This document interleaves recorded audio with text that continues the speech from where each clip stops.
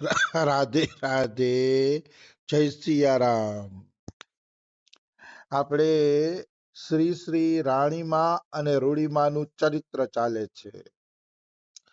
રાણીમાના રૂડીમાના ચરિત્રમાં આપણે આગળ વધીએ તો વીરા ભગત છે ને, એ વીરા ભગતને યાત્રાએ જવું હતું, પણ એને એક ચિંતા હતી કે રાણીના હજી લગ્ન તો થઈ ગયા છે પણ વળાવી નથી. તો રાણીને જો વળાવી દીધી હોત ને તો ખટખટ ન રહેતે. એવો એક એના મનમાં સંકલ્પ હતો.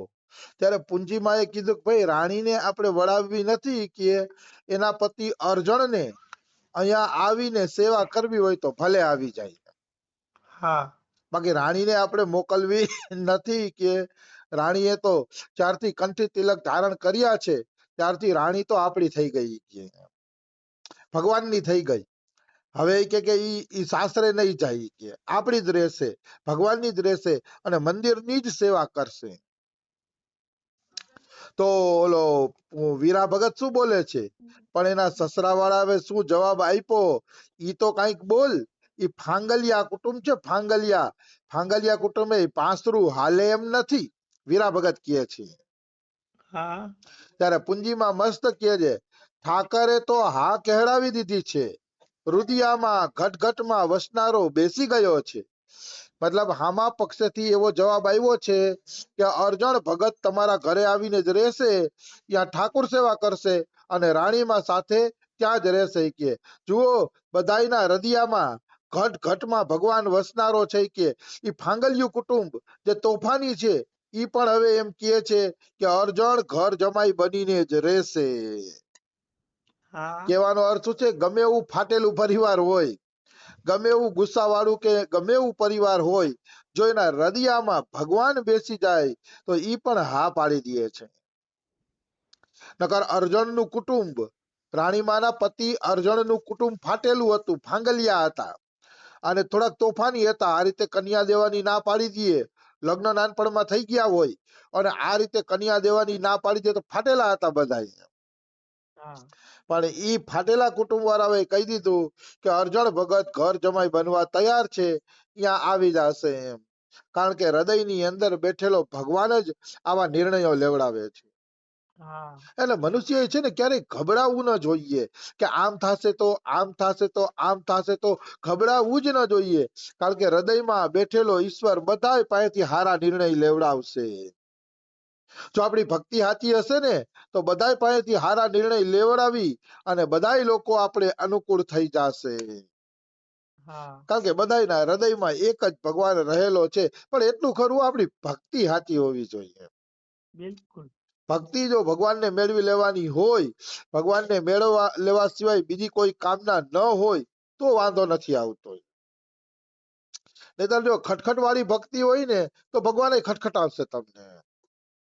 ભક્તિ સાચી હોવી જોઈએ તો હૃદયમાં બેઠેલો રામ અવશ્ય કામ કરી દે છે. કાલે મેં એક વિડીયો મોકલાવ્યો છે ગ્રુપમાં અને થોડાક ભક્તોને. એમાં ગંગારામ ભૈયા પ્રશ્ન કરે છે કે બાબા, જેને તમારી પાસે હરિનામ દીક્ષા લીધી છે, જેને તમારી પાસે હરિનામ લીધું છે, એ બધાય ભગવાનને પામી જશે? ઘણા તો તમને મળી નથી શકતા અને કોક તો તમારા વચન અનુસાર હાલી પણ નથી શકતા, કોઈ થોડા હાલે છે, થોડા નથી હાલતા, થોડાકનું ક્યારેક ક્યારેક મતલબ નિત્યક્રમ રહી પણ જાય છે. તો આ બધું ભેળું થઈ ગયું છે તો શું બધાને ભગવાન મળી જશે? તો કે એવા સાધકોએ શું કરવું એમ. ત્યારે બાબા એવું કીધું કે जिसने गुरु की शरणागति ले ली फिर उनको सोचना ही कुछ नहीं रह गया. બાબા કે એકવાર ગુરુની શરણમાં આવી ગયા પણ શિષ્યને કઈ વિચારવાનું જ નથી રહેતું, જો કરના હે વો ગુરુ કરેગે. ઈ બાબા મસ્ત બોલ્યા. હવે એનું જે કઈ કરવાનું હશે ને એ ગુરુ કરશે, એને કઈ વિચારવાનું રહેતું નથી. આવી ગુરુની મહિમા છે, કઈ જેવી તેવી મહિમા થોડી છે. એ ગુરુની શરણમાં એકવાર પણ જીવ વયો ગયો એટલે એને કાંઈ કરવું પડતું નથી. એને પોતાને જ ખબર પડશે કે મારું જીવન ગુરુજીના સંકલ્પ અનુસાર અપને આપ આગળ વધે છે, અપને આપ આગળ વધતું હશે. એને પોતાને કઈ કરવાનું નહીં રહે, સહજતાથી સરળતાથી અપને આપ એનું જીવન આગળ વધશે. એમાં કોઈ એટલે કોઈ પણ પ્રકારની શંકા નથી. પાછા અમારા બાબા એમાં એમ બોલ્યા કે મારો અનુભવ છે, મેં મારી નજરે જોયું છે, જે ગુરુની શરણમાં વયા ગયા છે એ આપને આપ પાર લાગી ગયા છે, આપને આપ. તો આપણે એમ થાય કે શું એને ભજન નહીં કર્યું હોય? તો કે ભજન કર્યું હોય એ ભજન ગુરુ એની પાસે કરાવી લે છે. એ ભજન પણ ગુરુ એની પાસે કરાવી લે છે. એટલે ગુરુની શરણાગતિ કે ભગવાનની શરણાગતિ હોય તો જાજી ખટખટ નથી રહેતી. અહીંયા ચોખ્ખું કહી દીધું છે કે રાણીમાની ભાવ સાચો હતો, રાણીમાની ભક્તિ સાચી હતી, તો ઓલા અર્જુને જ કહી દીધું કે હું જ રાણીમા પાસે રહેવા માટે આવી જાય છે. અને એ અર્જુન ભગતનો ઉત્તમ નિર્ણય હતો. જો અર્જુન ભગતે કઈ તોફાન કર્યા હોત તો આના ઘરે તો ઠાકોર બિરાજતો હતો, એટલે અર્જુન ભગત જીતી ન શકત કે, અને જીતી ન શકત. અને રાણીમા જેવી પત્નીને પણ એ ખોઈ બેહત. બાકી રાણીમાને પત્ની તરીકે સ્વીકાર કરી લીધી તો અર્જુન ભગતનું કલ્યાણ થઈ ગયું. એનું એમાં ચરિત્રમાં આવશે અર્જુન ભગતનું. ભક્તો સામે ઝૂકવામાં મજા છે. જે લોકો ભક્તોની સામે ઝૂકતા નથી ને એની ભક્તિ પાકતી નથી. ભક્તિ પાકવા માટે ભક્તોના ચરણની રજ બનવું અતિ આવશ્યક છે. એટલે ચૈતન્ય મહાપ્રભુ એમ કહે છે કે હું ગોપીઓના દાસોનો દાસ છું. 7 વખત બોલે છે કે જે ગોપીનું ભજન કરે છે, ગોપી ભાવે ભજન કરે છે, એના ચરણોનો 7 વખત હું દાસ છું. ચૈતન્ય મહાપ્રભુ કહે છે. મતલબ જે લોકો ભક્તોની ચરણ રજનો આટલી કિંમત કરતા નથી એ લોકો ક્યારેય રાધા રાણીની કે કોઈ પણ ભગવાનની પ્રાપ્તિ કરી શકતા નથી. ભક્ત મોટો દેખાવો જોઈએ. તમારા ભક્તિની ઓળખાણ જ છે કે ભક્ત તમને મોટો દેખાવો જોઈએ. આવી વસ્તુ છે, નહીતર ભક્તિ પાકતી નથી. તો પૂંજીમાં કહે છે કે ઠાકરે હા કહેવડાવી છે, રુદિયાના ઘટઘટમાં વસનારા રામે હા પડાવી છે. અર્જુન ઠાકરનો થઈને રહેવા રાજી છે. મતલબ એ અર્જુન ભગત ઠાકોરજીનો થઈને અહીંયા સેવા કરવા માટે રાજી થઈ ગયો છે. ફાંગલિયા બિચારા કેવડાક, દેવળિયું વાળો દીએ તેવી મત સહુમાં આવે છે. એ પાસરો છે ત્યાં સુધી દુનિયા પાસરી છે. પૂંજીમાં એમ કહે છે કે દેવળિયું વાળાના હાથ આપણા ઉપર છે. એટલે દેવળ એટલે મંદિર થાય. મંદિર વાળા દ્વારકાધીશના હાથ આપણા ઉપર છે કે એ દ્વારકાધીશ આપણી હારે પાસરો છે ને ત્યાં સુધી દુનિયા આપણી હારે પાસરી છે. પાસરી એટલે સીધી. મતલબ ભગવાન આપણી હારે સીધો હાલે છે એટલે માની જ લ્યો કે આખી દુનિયા આપણી હારે સીધી હાલશે. દુનિયાનો કોઈ માણસ આપણી હારે વાંકો હાલી શકશે નહીં. આ બધી અગત્યની વાતો છો. એક એક વાક્ય અગત્યના છે. જો ભગવાન તમને અનુકૂળ છે તો દુનિયા આડી હાલશે તો તમારું નુકસાન થશે નહીં. માન મંદિરને તોડવા માટે હજારો પ્રયત્ન થયા. માન મંદિરને નુકસાન કરવા માટે હજારો પ્રયત્ન થયા, પણ માન મંદિર વધતું જ ગયું. વધીને અત્યારે તો ટોચ ઉપર પહોંચી ગયું છે. કરોડો રૂપિયાના ખર્ચા થાય છે તોય બધેથી પૈસા આવી જાય છે. માન મંદિરનો કોઈ વાળે વાંકો કરી શકતું નથી. કારણ કે એના ભગવાન એની હારે પાસરા છે. ભગવાન જેની હારે સીધા હાલતા હોય દુનિયાને પણ એની હારે સીધું હાલવું જ પડે છે. એમાં બે મત નથી. એટલે ઈશ્વર અનુકૂળ કરો, સંસારને અનુકૂળ ન કરો. સંસાર તો કોઈ દી તમને અનુકૂળ ન થવાનો, પણ ઈશ્વર જો તમને અનુકૂળ થઈ ગયો તો સંસાર આપને આપ અનુકૂળ થઈ જશે. એમાં કોઈ એટલે કોઈ શંકા નથી. એટલે ઈશ્વરની અનુકૂળતા જુઓ, એ તો આપણી પડખે છે ને. અને ઈશ્વર આપણી પડખે ત્યારે જ રહેશે જ્યારે તમામ આસક્તિ છળ કપટ છોડીને એની શરણમાં જઈને ભજન કરશે, ત્યારે ઈશ્વર આપણે અનુકૂળ થશે. તો કે કાલ પરમદી અર્જણ ભગત આવી જશે એવા છેલ્લા વાવડ મળ્યા છે. પૂંજીમાં કહે છે કે અર્જણ ભગત આવી જશે એવા છેલ્લે વાવડ મળી ગયા છે. કે તો આવી જશે કે અર્જણ ભગત, ચિંતા કરવાની કોઈ વાત નથી કે. તો વીરા ભગત કે હાઈસ હવે મને શાંતિ મળી. કે મને છે ને કે રાણીમાની ઉપાધિ હતી કે રાણીમાનું શું થશે કે ઈ થોડીક ઉપાધિ હતી, પણ હવે મને શાંતિ મળી કે હવે ઉપાધિ નથી. પછી વીરા ભગતે જવાની તૈયારી કરી છે યાત્રામાં. યાત્રીનો વેશ સાદો ધારણ કર્યો છે અને સાદો વેશ ધારણ કરી અને જસદણના માર્ગે ચાલવા માંડ્યા છે. ગામવાળા, સ્નેહીજનો, સંબંધીઓ, સંતો, ભક્તો બધા એને ગામના સીમાડા સુધી વળાવવા આવ્યા છે. કારણ કે ભાઈ પેલાની યાત્રા અઘરી હતી. બબ્બે વર્ષે યાત્રા કરીને બધા ઘરે આવતા એટલે બધા વળાવા જાય છે કેરાડા ગામ વાળા. આપણી જેમ નહીં કે અઠવાડિયામાં પાછા હાઈલા આવે એટલે વળાવે નહીં. પેલા યાત્રા અઘરી હતી એટલે વળાવવા જાય છે ગામના માણસો.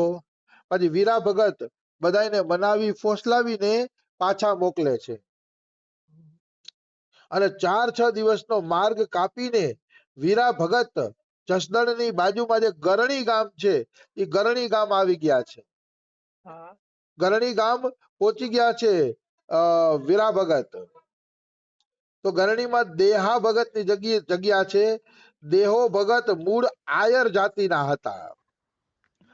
સત્સંગ અને સદગુરુના બોધથી એમને વૈરાગ્ય થયો હતો અને વરજા તીરથ નામના ગામે એમણે જગ્યા બાંધી હતી. આ વરજા તીરથનું નામ તો છે ક્યાંક સ્વામિનારાયણ સંપ્રદાયના ગ્રંથમાં વાંચ્યો છે. વરજા તીરથ. તો એ વરજા તીરથમાં એમને જગ્યા બાંધી દેહા ભગતે. તેના ભાટ લોકો આજે પણ દુહા ગાય છે. વરજા તીરથ વધામણા ગરણી ગોકુળ ગામ આયર કુરમા અવતર્યા નકલંક દેવના નામ. આવા દોહા આજે પણ ત્યાં ગાવામાં આવે છે. હાલમાં વરજા તીરથ ગામ તો ઉજળ થઈ ગયું છે પણ બાજુમાં ગરણી નામનું ગામ વસેલું છે. ત્યાં દેહા ભગતની જગ્યા જીર્ણ શીર્ણ હાલતમાં ઊભી છે.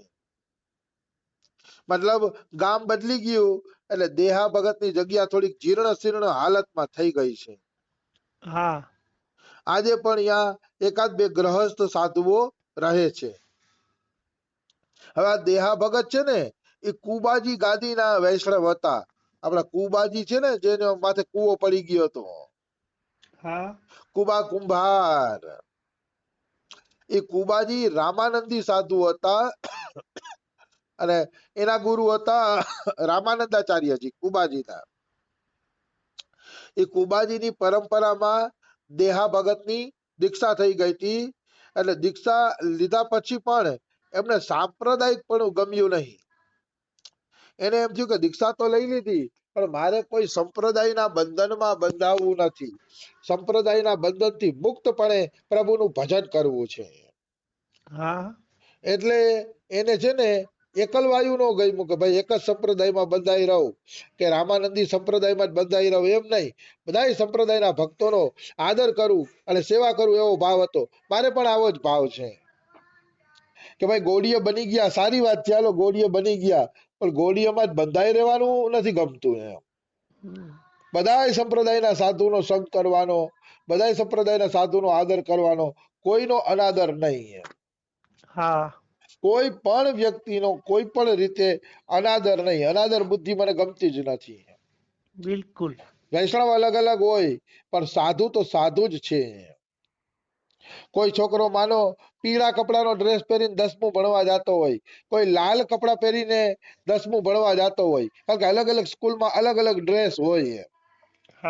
તો ડ્રેસ બધાના સ્કૂલ પ્રમાણે ભલે અલગ અલગ રહ્યા પણ ભણતર બધાનું એક જ છે.